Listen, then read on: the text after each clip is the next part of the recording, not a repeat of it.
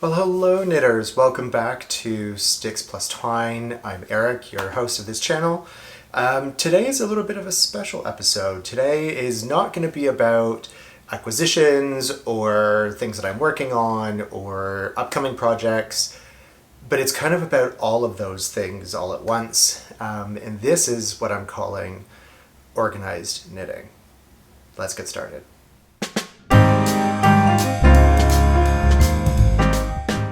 Okay, so guys, today I have your top 5 tips on how to organize your knitting. At least this is how I've done it. We're running right now on Sticks Plus Twine the Fall 2021, which is the Fall Finishalong. So I'm doing this myself as a way to help get through 21 works in progress, of which I have completed one already. We started this on September 1st and it's going to be running until October 31st, 2021. So depending on when you are viewing this, you may be able to participate or it may already have passed, but I think it's still a good record. So these are your top 5 tips on how to organize your knitting. Tip number 1, guys, is take inventory. By which I mean you have to pull out every single WIP in every single project bag, and don't forget they like to hide and they like to migrate. They like to hide under beds and in nightstand drawers and sometimes in the car and definitely in closets. Pull them all out, put them on the floor. That's why we're sitting on the floor today, because I myself am surrounded by 1, 2, 3 porter bins, which I won't pull up because they'll tip over. I'm surrounded by all of my WIPs. For a reason. We need to be honest with ourselves and we need to take an inventory about all of those projects that we have on the go. So what else do we need to inventory? We need to inventory our current projects, our tools. So we need to know if we're missing anything, and we'll talk about that in a minute. But do we have everything we need? Do we have the patterns involved? Do we have the right pattern involved with the right size marked? I've done that before where I've had to restart a project because I started on the wrong size. Do we have all the needles? Do we need any of that sort of stuff? So we're going to take stock and take inventory, and we're going to note all of it down so that we can actually get started. So that's tip number 1, take inventory. Okay guys, tip number 2 is we're going to organize all of our projects into buckets. So what do I mean by buckets? I have 3 plus a bonus. So the first one is that we're going to finish it, we're going to forget it for now, we're going to frog it, or it's going to be a future project. And future is kind of a bonus. That's not really part of what we're doing for works in progress, but it has a place, and we'll talk about that in a sec. So what are we going to consider? Is it reasonable to finish before the end of the finish along? You know, we've got about 7-ish weeks left. Is it reasonable to expect that you could get through all of it? If it is, goes in the finish pile. If it is not reasonable to expect, for example, the modern log cabin blanket that I'm doing, there's no way that's going to be done in 7 weeks. It could be if I just knit that, but that's not the point of this. The point of this is to get through 21 WIPs, of which I won't get through all 21, but I want to know where they are and in what status they're in. So what we're going to do is anything that is going to be a long-term project, we're going to put it to the side and we're going to forget about it for now. Not forever, but for now. They will be a distraction and a hindrance from getting through the rest. Good example is my half and half wrap. I love the fabric. The yarn I'm finding very interesting. It is great to pick up and just do a row or 2 in between other stuff, but I get distracted and I could use that time better and more productively to get through the WIPs. So it's going to be forgotten about for now. So I've got my notes here and I just want to make sure that I don't forget to pass on all of this to you. There's been a question around socks. What do we do with socks? Socks for me are kind of the bread and butter, the like milk and eggs of grocery shopping. It's something you just always know to buy, unless you're vegan, in which case it's cashew milk and maybe egg substitute. But the reality is, I've always got socks on the go. for me, they don't really count. For the purposes of the finish along, if socks are your jam and you want to finish them and you've got 12 pairs on the go and you just want to bang them out and get them done, have at it. Do you, boo. It's all good. For me, I'm not counting socks. I'm not going to work on socks. I'm not going to worry about it. I'm just going to leave them alone. And yes, I heard my accent with about it. So we're going to talk about that. So that's we've talked about whether or not it's going to be reasonable to finish it. Is it a long-term versus a short-term project? Is it a bread and butter project? The last sort of category for this is why didn't I finish it? And that sort of leads us into whether I'm going to finish it or frog it. One of my projects, the Jujuka cowl, I finished knitting that about 2 years ago and I just couldn't bring myself to finish it. Don't know why.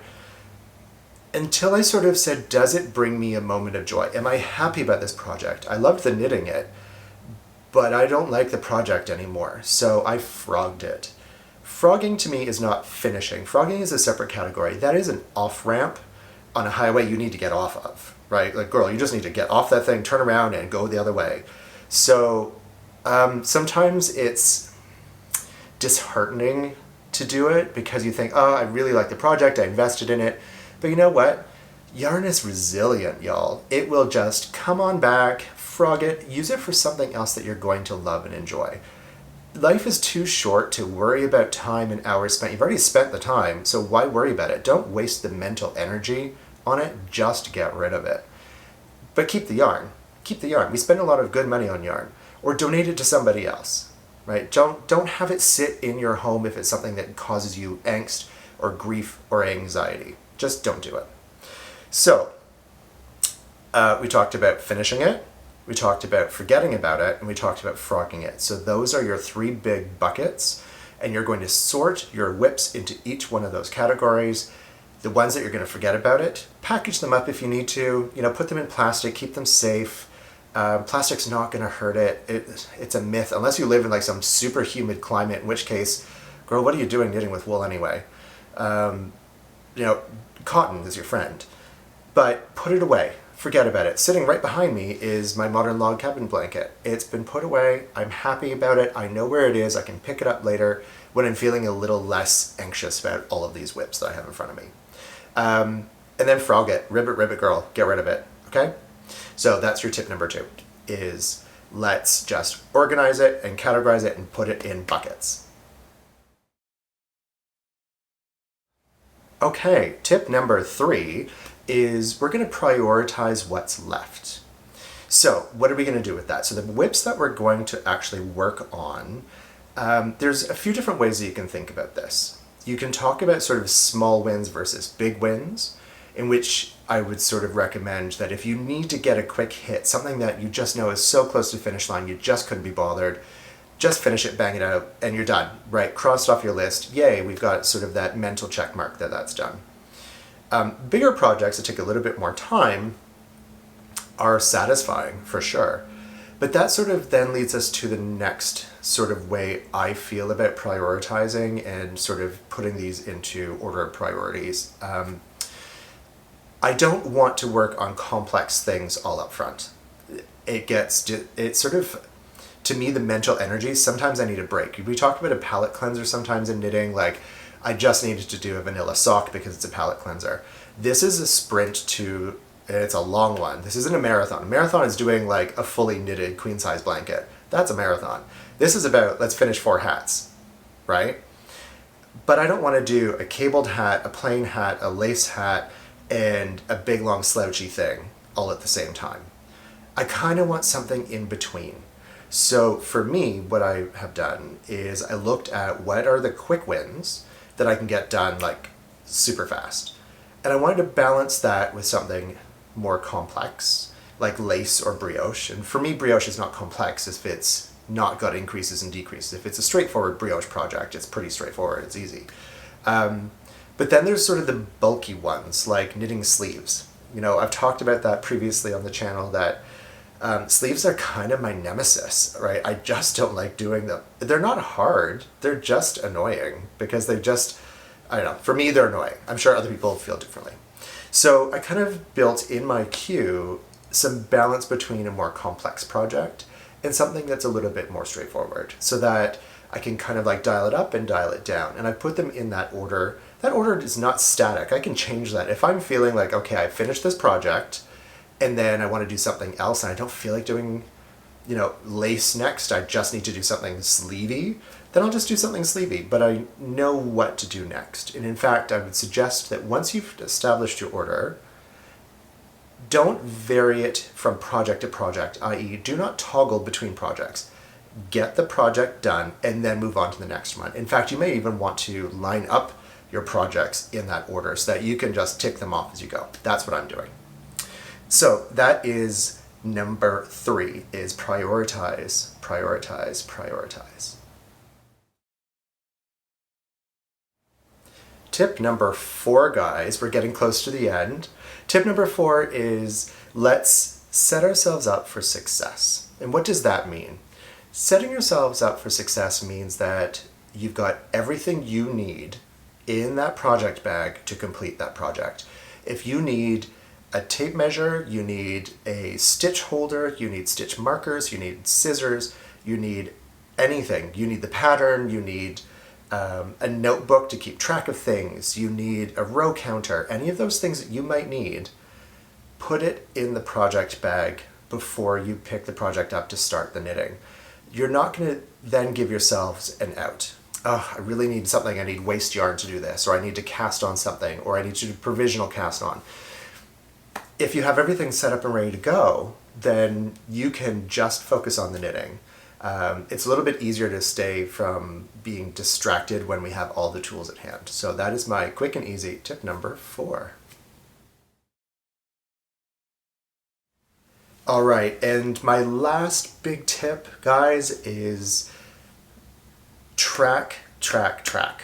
Write it down. What usually we write down gets done. So we've taken our inventory, we know what our projects are.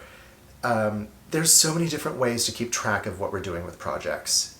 If you have 3 or 4, it's a little bit easier. If you are like me and you've got 10 different projects you're going to try and finish, it might be a little bit more difficult to remember what needs to get done and in what order. So you can use things like Ravelry. I know Ravelry is somewhat problematic for some people still, so I'm not recommending or endorsing it necessarily. I use it for project tracking and stash and that sort of things, but I also use an app called Ravit, which is, I think, honestly, better than the Ravelry interface. It links into the Ravelry database. It lets you do everything that you can on Ravelry, but it's on iOS. So it works on iPad and obviously on your iPhone.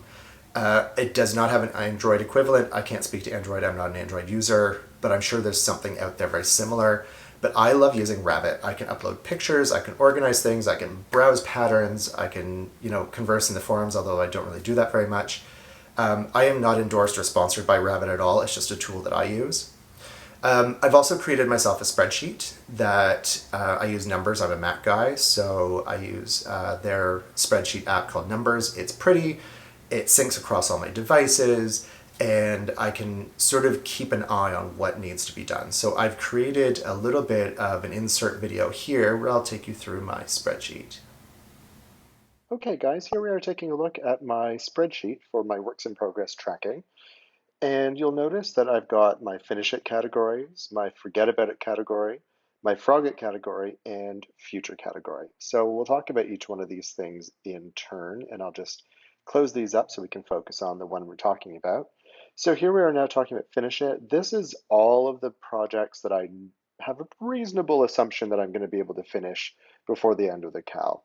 I've noted the name of the project, the yarn that I'm using, the project type that it is, that we just talked about, sort of the difference between a complex project and a simple project, something that might be a bit more of a palette cleanser, that sort of thing. The needles, so I'm just sort of starting to track what needles I'm using in each. The bag that it's located in, so if I want to go and find it, I know what's inside. The status of it, so right now, last night I finished my Moonwake cowl. It just needs to be blocked and then seamed. My plan, of course, is to finish it, and that's where the category marker comes from. And then I've also marked these in a queue and I've had it sorted by the queue. So if I decide that I want to change something up, which I just said I'm not going to, now I think we're pretty locked in. But should that happen, if I change this and just reapply the sorting, it'll automatically do that for me. So that's my finish it category. My forget about it, this is remembering just that we're forgetting about it for now. My satellite shawl, I have a baby blanket, a wrap that I'm just waiting on some yarn, that sort of thing. These are all ones that are bigger projects that are going to take a while. These are ones that I won't mind having on the needles for some time come later into the fall and into even the winter. Then we have the poor little frogget category. And yes, I did frog my Jujika cowl. I'm very happy about it. I love the yarn, I love the colors, and I have other project plans for that. I'm also talking about my future projects. So this is an approximation, if not an exact duplication of my queue in Ravelry. Things like the West Knits Mystery Knit Along. Yep, it's there. I'm just waiting for it to have been shipped. I've got a brioche design in the works. I've already got the Atlas sweater. It's already ready to go. It's been swatched. I have the yarn is already wound up. Everything's good to go. The Belen cardigan is something that I'm going to talk about in some future episodes. The class and triangle wrap, that's coming on board real soon. That will get cast on actually on the 19th on the cast on party. Um, I believe it is the 19th actually. And the Rito cowl is one that actually the yarn just arrived today. So yeah, so here we are, guys. So right now I'm going to keep all the rest of these closed. I'm going to have this one open. The yellow for me means that I'm not actively working on it, but it needs to be finished. There's still a stage to be done. I will change this to red when it's done. Red for me just means stop. I don't have to do anything more on it. Green means it's in active progress. So I'm not touching any of the rest of these until I get through the next one, which is the vicious circle. Okay, guys, so that's tip number 5 is tracking. Just track your projects. And guess what? I've got a couple of bonus things. I couldn't help myself because I wanted to stay to 5. So, but these are just little quick hits. Um, Bonus tip number 1: working with charts. So I have found for me, I prefer a printed chart as opposed to using my iPad. I find the iPad is great for a lot of things, but for knitting patterns, for me, not as great. I need something that's a little bit more static. I don't want the distraction of working with the iPad, or if I'm watching TV or something, that I try to, stay focused. So what I did was, I was finding my charts were getting just a little beat up and mangled in project bags. The highlighter tape I like to use was starting to pull the ink off because it's just an inkjet printer, right? That sort of thing. So what I've done is I got myself a laminator and I printed out the charts that I needed. This is the Leaves of Grass charts. My printer does not do double-sided, but if yours does, good for you. But this is just 2 pieces of paper that I printed that I have since laminated, and now I can put highlighter tape as many times as I want and move it through, and I never have to worry about it. I finished a project, can you believe it? I finished a project last night, the Moonwhite Cowl. This chart gets used 3 full times, and it was getting a bit manky, y'all. It was getting gross. And also, the colors don't match what the colors are that I chose in the pattern, so I just used a Sharpie, wrote on my colors, and guess what? It comes off the plastic. You just use a little Windex and off it comes. So I can reuse these as many times as I want. It's great for charts that have symbols as well, because if the legend is there, or you can add your own legend, cut it out and put it on top, and then laminate the whole thing together, so much easier. Bonus tip number 2 is if you do print out, or even if you use digital, when I'm reviewing a pattern in full, and you are reading your patterns in full, right, before you start knitting, what I do is I like to highlight my size so that the instructions throughout the entire pattern are specific. I can cross out anything that doesn't have any relevance to me, so I'm not tempted, I don't make mistakes that way, and I know exactly, for instance, when it says, doing short rows, knit to 16 stitches, or 18 stitches, or 19 stitches, or 22 stitches, or whatever it is across for all the different sizes, I know exactly which one is mine, and I just save so much time. I do it all up front. I do like a printed pattern, so I will print mine out, but those highlights come out when I print it as well. So I don't have to worry about, inadvertently making a mistake and knitting the wrong part of the pattern. So that's bonus tip number 2. Bonus tip number 3 is the whole purpose of doing this and getting through the WIPS is that these are all projects that at one point gave us a sense of joy. We wanted to work on them for a reason. And just because we're working on these doesn't mean that the dreaming of future knitting stops. That old adage that Stephanie Pearl McPhee says is something to the effect of, we're really not interested in the current knitting, we're dreaming of the next knit. We love the next knit more. So true. I personally have at least, 10, 12, 20, 50 different projects I want to make. And I don't want to get distracted about thinking like, oh, you know what, I'll finish this sweater and then I'll just cast on another one. And then, ooh, that shawl looks really cool. And I'll just start that. What I've done is I've created sort of a 4th bucket, which is the future. So this is where I'm putting all of those things that I just want to put in the parking lot for now that I know I'm going to make. I signed up, for instance, for Stephen West's new mystery knit along. I have the kit coming from Stephen and Penelope. I'm very excited about it. It's a new to me yarn, so I'm going to be like itching to dive into it. And truth be told, I'm probably going to cast that on. I believe it starts October 8th, so it's before the end of the finish along. But I won't feel bad about it if I've gotten through a whole bunch of other stuff.